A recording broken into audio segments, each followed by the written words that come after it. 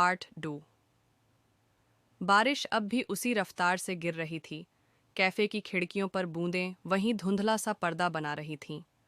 राघव अभी भी उसी टेबल पर बैठा था जहां कुछ मिनट पहले अनाया थी। उसकी उंगलियां अनजाने में गाल पर उस जगह को छू रही थीं जहां अनाया का आखिरी स्पर्श अब भी धड़क रहा था। उसकी कॉफी ठंडी हो चुकी थी, लेकिन उसे इसकी परवाह नहीं थी। उसका मन अभी भी वहीं अटका था, अनाया की आंखों में, उसकी मुस्कान में, उसके कहे अनकहे लफ्जों में। कैफे के कोने में धीमी जैज धुन बज रही थी, पर अब वो किसी साजिश की तरह लग रही थी, जैसे उसकी बेचैनी का मजाक उड़ा रही हो।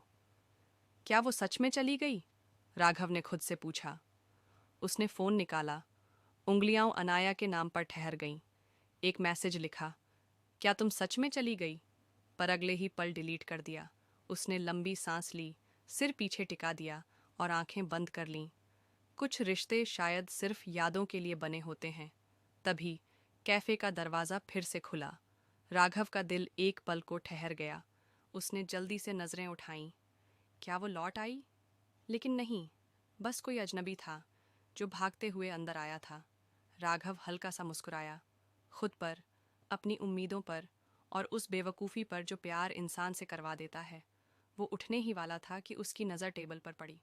वहाँ एक सफ़ेद नैपकिन रखी थी, हल्के से मुड़ी हुई। राघव ने धीरे से उसे उठाया।